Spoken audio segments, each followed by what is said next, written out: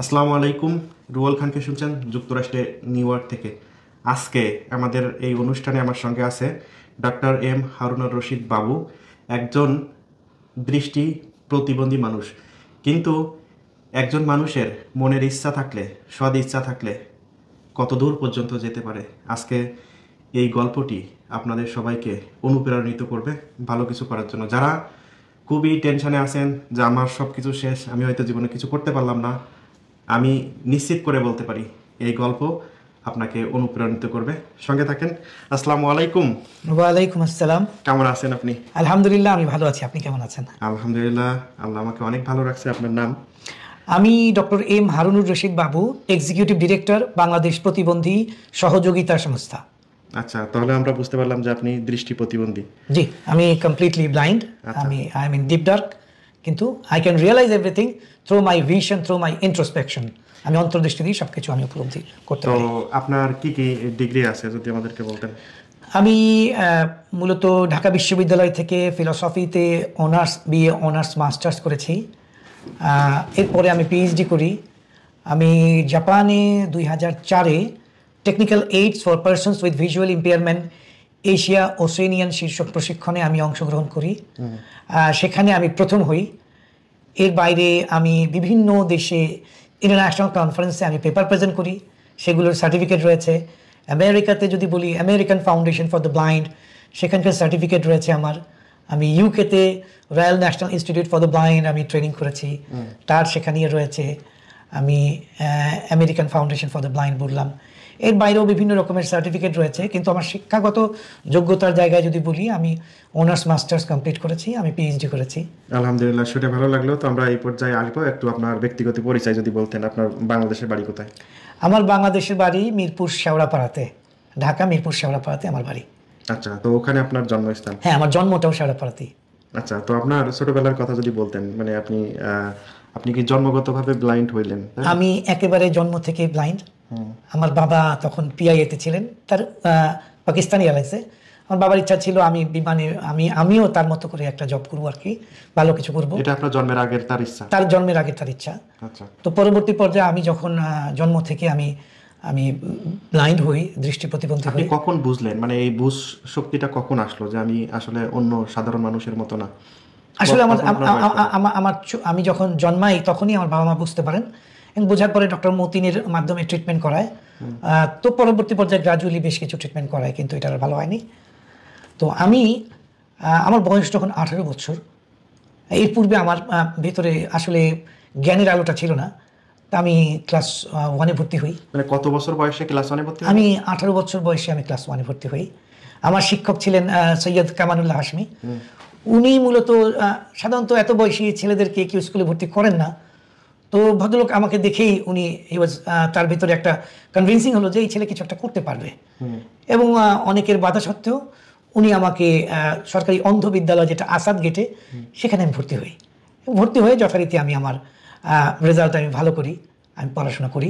তারপর থেকে আমি লালমাটিয়া, পরে ঢাকা কলেজ, ঢাকা ইউনিভার্সিটি। আরেকটুখানি থামাচ্ছি আপনাকে, মানে আপনি ক্লাস 1-এ ভর্তি হলেন, তখন কি আমরা যেরকম সাধারণ পড়া পড়তে পারতাম, আপনি কি এরকম পড়া শুরু করলেন নাকি আপনার জন্য আলাদা কোনো লেট আছে? না, আমার জন্য আমরা তো ব্রেইল পদ্ধতিতে পড়ি, আপনার দেখে পড়েন, আমরা হাত দিয়ে পড়ি। আমার রিডিং মেথডটা হচ্ছে, একটা হলো ভিজুয়াল রিয়েলাইজেশন, আমার হচ্ছে সেন্সরি রিয়েলাইজেশন।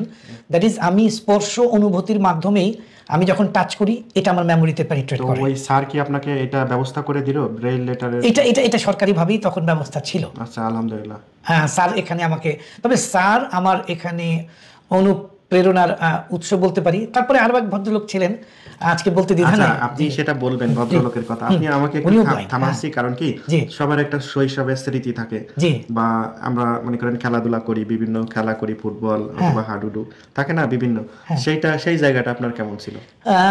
আমি তখন চোখে হালকা একটু ভিশন ছিল, আমি দেখতে পেতাম। ফুটবল আমি খেলেছি, তখন জানতাম না যে ব্লাইন্ড আসলে ফুটবল খেলতে পারে, কিন্তু ওই সবার সাথে যেভাবে পাস করে আমিও ফুটবল খেলতাম।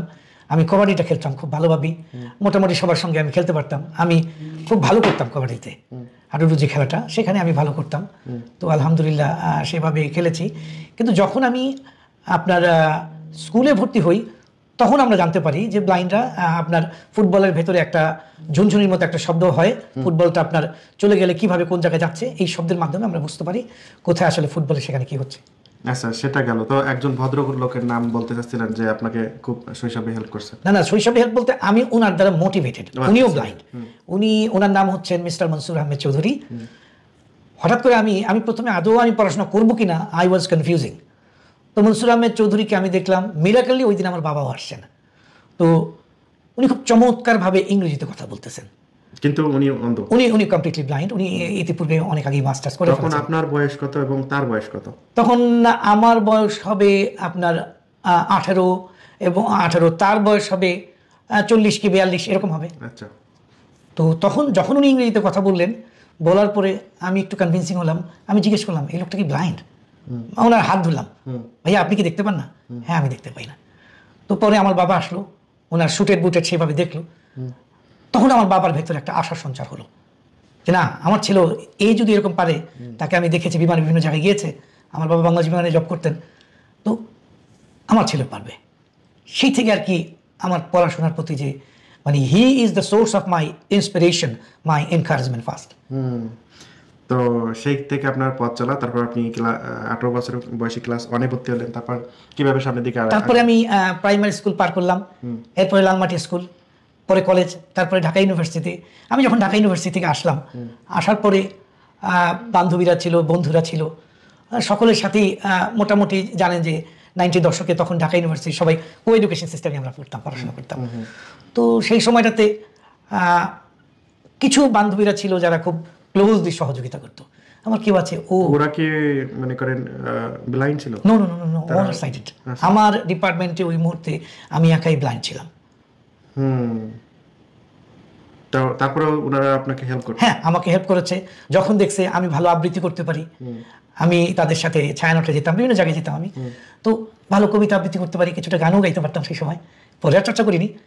এরপরে যেটা হলো যে আপনার মোটামুটি সকলের কাছে আমি খুব বন্ধু বাৎসল ছিলাম আপনার কবিতা আবৃত্তির কারণে।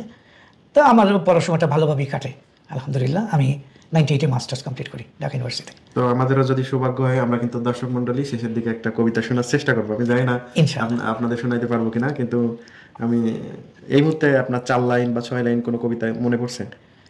ছোট করে, বেশি বড়। বৃষ্টিতে আর হয় না সৃষ্টি আগের মতো গোলাপ ফুল, কথায় সুরে ফুল ফোটাতাম হয় না এখন আসে ভুল। আজ বাসি হাসির মালা নিয়ে কি হবে নাও রোধে গিয়ে, চাঁদ না দেখে আধার রাতে বাঁধে কি গো এলো চুল। আজ দক্ষিণ হাওয়ার ফাগুন আনে বুলবুলি নাই গুলিস্তানে, দোলে না আর চাঁদকে দেখে বনে দোলন চাপার ফুল। আজ কি হারালো নাই কি যেন মন হয়েছে এমন কেন, কোন হৃদয়ের পরশ লেগে হয় না হৃদয় আর ব্যাকুল, কথায় সুরে ফুল ফোটাতাম হয় না এখন আর সে ভুল। সম্ভবত নজরুলের কবিতা। আচ্ছা, আলহামদুলিল্লাহ, অসাধারণ। আমার ব্যক্তিগতভাবে ভালো লাগছে, আপনাদের আশা করছি ভালো লাগবে। তারপর আপনি এভাবে ডিগ্রি, মানে সবগুলো ডিগ্রি বাংলাদেশের থেকে শেষ করলেন। জি। করার পরে আপনি কি বিয়ে শাদী করলেন নাকি? হ্যাঁ আমি বিয়ে করলেন কখন? আমি বিয়ে করেছি 93-তে। আচ্ছা, তখন কি আপনি মানে পড়াশোনা শেষ করা অবস্থায়? না, পড়াশোনা চলমান অবস্থায় আমি বিয়ে করেছি। আচ্ছা, তারপর আপনার এখন যিনি আপনার সহধর্মিণী হলেন, তিনি তো আর প্রতিবন্ধী না? না, তিনি প্রতিবন্ধী না। এখন আপনি কয় ছেলে মেয়ের বাবা? আমার এক ছেলে মেয়ে, আমার একটা ছেলে। আমার ওয়াইফের নাম ফরিদা ইয়াসমিন। আমি ওর প্রতি grateful. She is very cooperate to me as a আমার সুখ দুঃখের সাথী। আমরা একসাথে খুব চমৎকারভাবে হাসি আনন্দ মিলিয়ে আমাদের সংসার, আমরা একসাথে পথ চলি। আপনি এখন কোথায় আছেন আর সে এখন কোথায়? আমি তো এখন নিউ ইয়র্কে আছি আর উনি ঢাকাতে আছেন।